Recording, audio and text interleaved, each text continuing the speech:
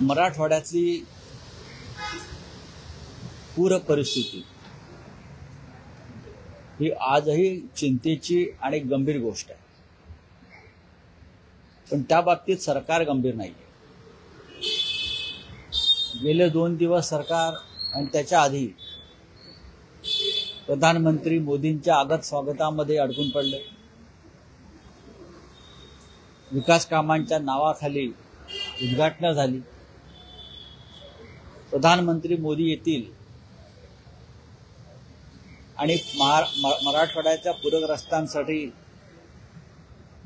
काही महत्त्वाच्या घोषणा करतील अशी आमची अपेक्षा होती. पण हे ओझं मोदींवर पडू नये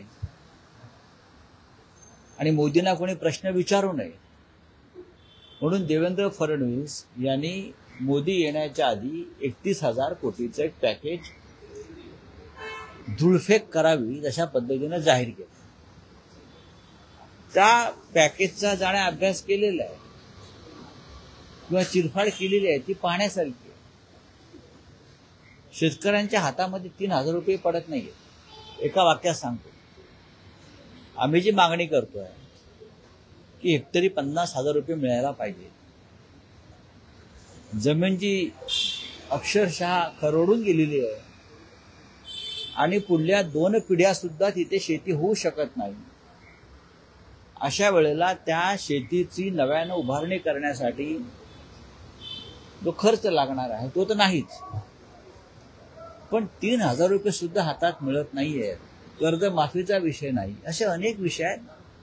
त्या संदर्भात आपल्या मागण्यांसाठी शिवसेना मराठवाड्यात संभाजीनगर येथे उद्या हंबरडा मोर्चा, हा आमचा हंबरडा शेतकऱ्यांचा आहे,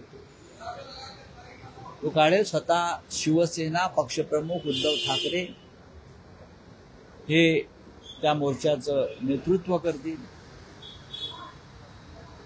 शिवसेनेचे नेते अंबादास दानवे, मराठवाड्यातले खास करून चंद्रकांतजी खैरे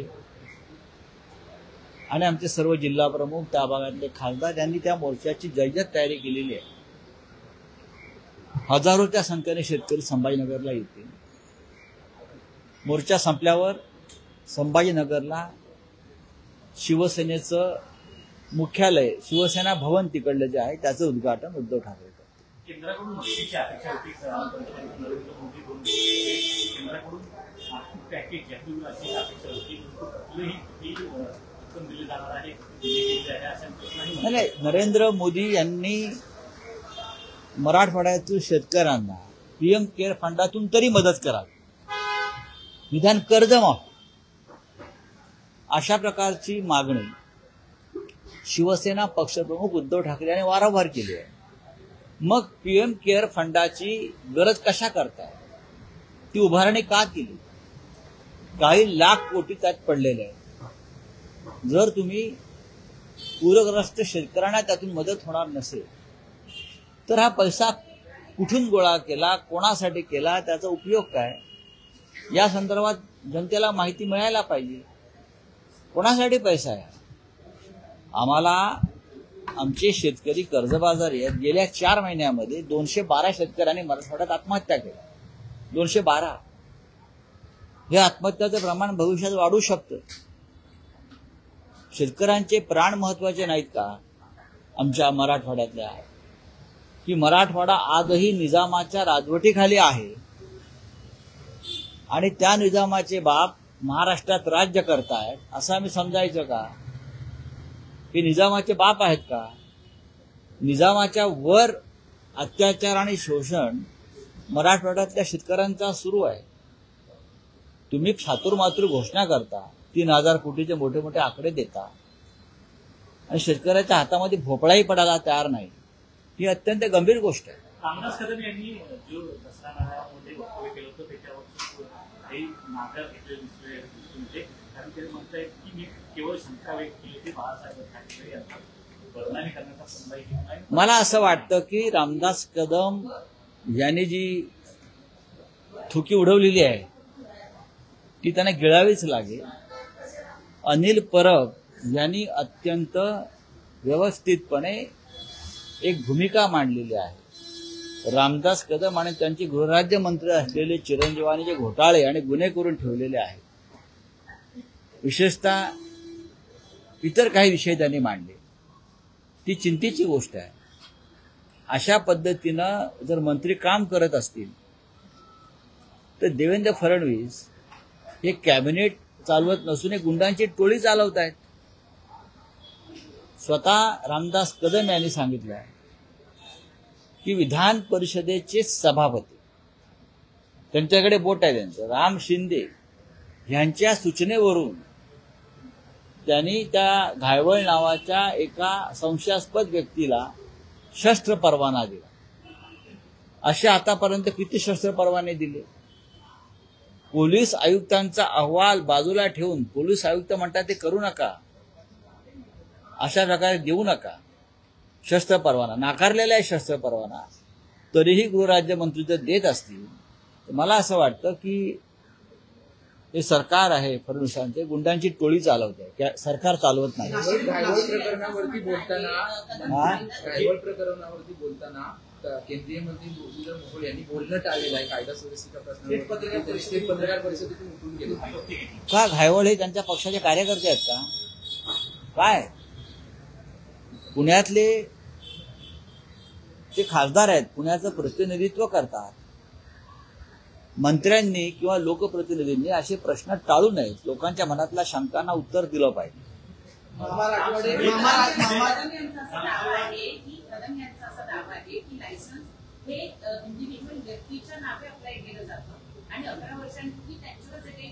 बघा, असं कोण म्हणतंय? मला माहित नाही. अनिल परब जे आहेत आमचे, ते याच्यावरती उत्तम प्रकारे भाष्य करते. अजितदादा म्हणतात याच्या प्रचारामध्ये निलेश घायवळ यांचं भाषण त्यांनी केलेलं होतं, प्रचार केला होता. अशा प्रकारे नक्कीच नक्कीच आम्ही जे म्हणतोय की भारतीय जनता पक्षानं राज्यातल्या सगळ्या गुंड टोळ्या आपल्या प्रचारामध्ये उतरवल्या होत्या.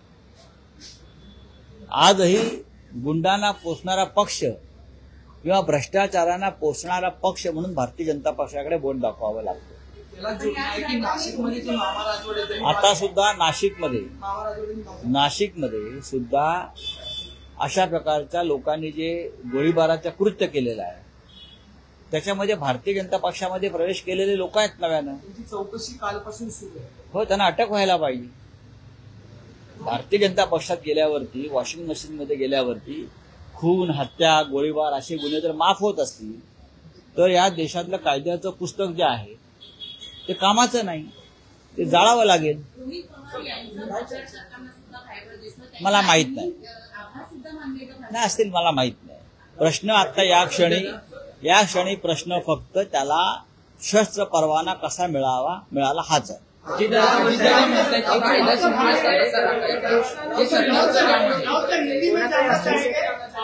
हरियाणा में एक आईपीएस ऑफिसर है दलित, जिसने सुसाइड किया. सुसाइड नोट में उसने लिखा है कि मुझे प्रताड़ित किया गया था. मेरे जो उच्च दर्जे के जो ऑफिसर्स हैं उन्होंने मेरे को प्रताड़ित किया था. आरएसएस और बीजेपी की दलित विरोधी मानसिकता है, ये राहुल गांधी का कहना है. क्या राहुल गांधी जी की बात सही है. इस देश में, हर राज्य में जो अपना एजेंडा है आरएसएस जातीयवाद का, वो चलाना चाहती है. चाहे प्रशासन हो, चाहे राजनीति हो, चाहे आर्मी हो, हर जगह पर आरएसएस अपना जो एजेंडा है मनुस्मृति का, जातीयवाद, वो चलाना चाहता है. और लोग अब आईपीएस और आयत दर्जा के लोग भी इतने प्रताड़ित किए जा रहे हैं कि वो आत्महत्या करने लगे. ये बहुत ही गंभीर बात है हमारे संविधान के लिए, हमारे लोकतंत्र के लिए और सबके लिए.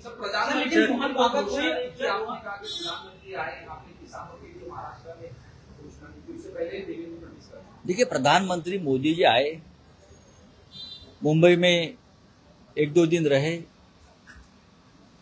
उनके पोस्टर लगे, बैनर लगे. कौन हो? ब्रिटेन के प्राइम मिनिस्टर स्टारमर. आपने देखा होगा स्टारमर जी के इतने पोस्टर मुंबई में लग रहे थे, बीकेसी में. और स्वागत कौन कर रहे थे स्टारमर का? एकनाथ शिंदे. तो तो मुझे किसी ने फोन किया और कहा कि स्टारमर के इतने पोस्टर एकनाथ शिंदे लगा रहे हैं, क्या बीकेसी में आज जो प्रोग्राम है उसमें स्टारमर शिंदे के पार्टी में प्रवेश कर रहे हैं क्या उसको 100 करोड़ दिया है? अब भाई आइए लंदन में हमारे पार्टी का काम आप करिए, हमारे गुट का। तो लोगों के मन में शंका जी कि स्टारमर शिंदे गुट में प्रवेश कर रहा है। क्या चल रहा है मुंबई में? ये इस लेवल तक राजनीति चल रही है। अजीत पवार, अरे स्टारमर एक ऐसा ब्रिटेन के प्राइम मिनिस्टर है उनका अपना एक प्रोटोकॉल रहता है, वो अपना चिन्ह लगाकर उनका प्रचार कर रहे हैं आप, जैसे कि स्टारमर अपने तुम्हारे पार्टी का शाखा प्रमुख है। हाँ, अरे इतना तो ध्यान रखो, प्रोटोकॉल रखो भाई। तो ये मुंबई में आए मोदी जी,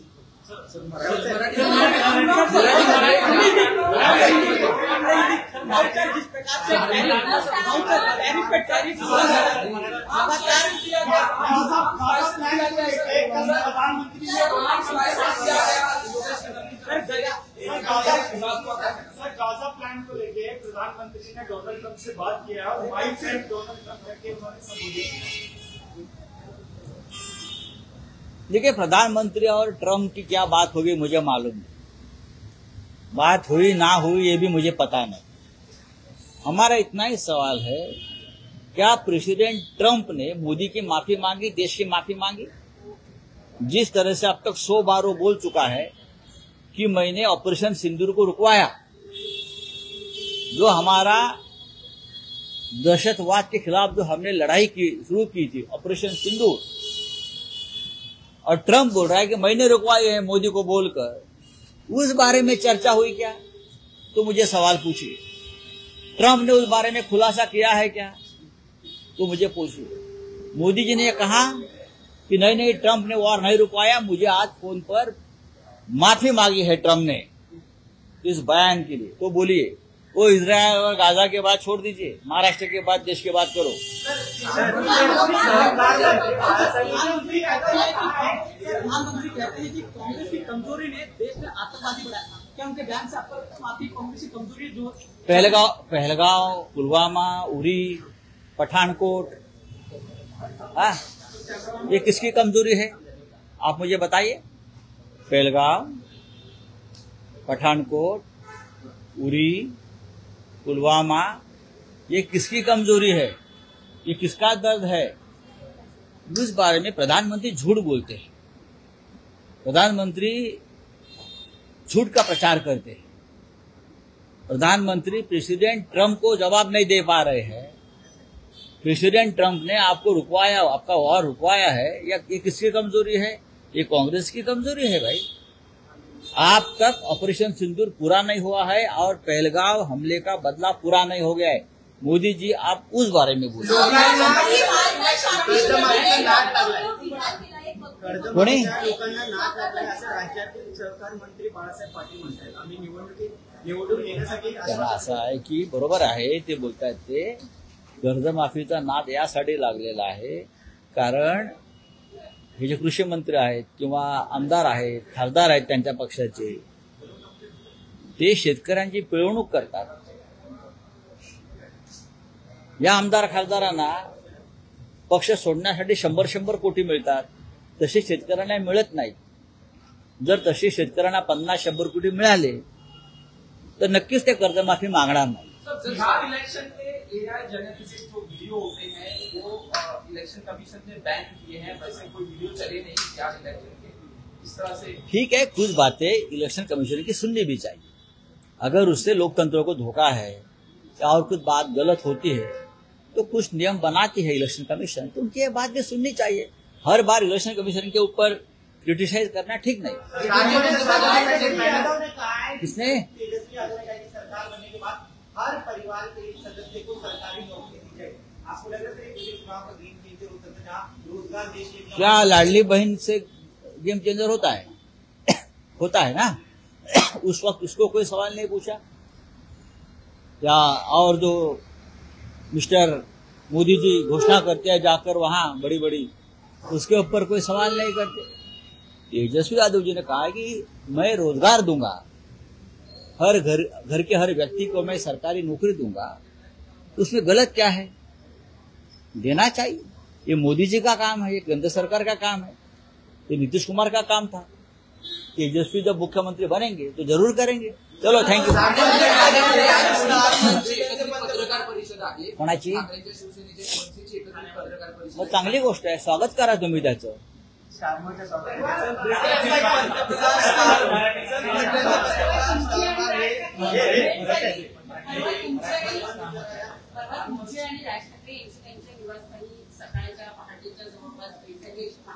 मला माझ्याकडेच माहिती नाहीये, माझ्याकडे माहिती नाही। बघा, राज ठाकरे आणि आमचा संवाद आहे, माननीय उद्धव ठाकरे आणि राज ठाकरे यांच्यात संवाद आहे। अनेकदा त्या आमच्या कार्यक्रमाला घरच्या येतात, आम्ही जातो, त्यात असं नवीन काय सांगण्यासारखं नाहीये। राजकीय बैठक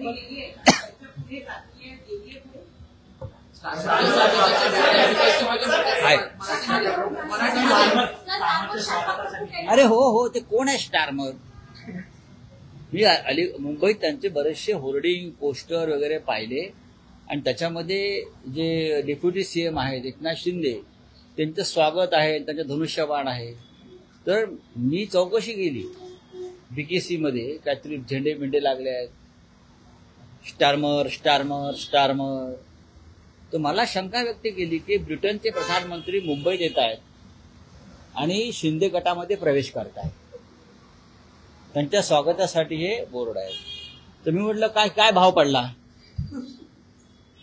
म्हणजे त्यांच्याकडे सहज कोणी प्रवेश करत नाहीत ना, असं कोणी सहज प्रवेश करतो का शिंदे गटामध्ये? काही दिल्याशिवाय, का विकत घेतल्याशिवाय?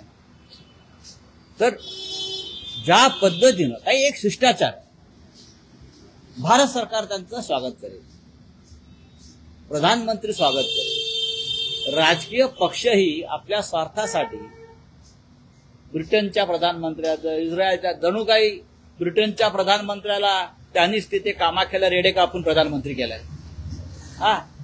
ते स्टारमर प्रधानमंत्री व्हावेत म्हणून कामाख्याला आम्ही 50 रेड्यांचा बळी दिला आणि म्हणून ते इथे नवस फेडायला आले। असं काय आहे का? सांगा। तर काल ज्या पद्धतीने आम्ही मुंबई चित्र पाहिलं, अख्ख्या मुंबईमध्ये स्टारमरचं स्वागत, शिंदे, तर मला वाटलं की बहुतेक बीकेसीतल्या कार्यक्रमात शिंदे गटामध्ये प्रवेश करून त्यांची ब्रिटनच्या शाखा प्रमुखपदी, विभाग प्रमुखपदी नेमणूक करतात की काय? ते जरा थोडा तरी पॉलिटिकल किंवा आंतरराष्ट्रीय शिष्टाचार पाळा।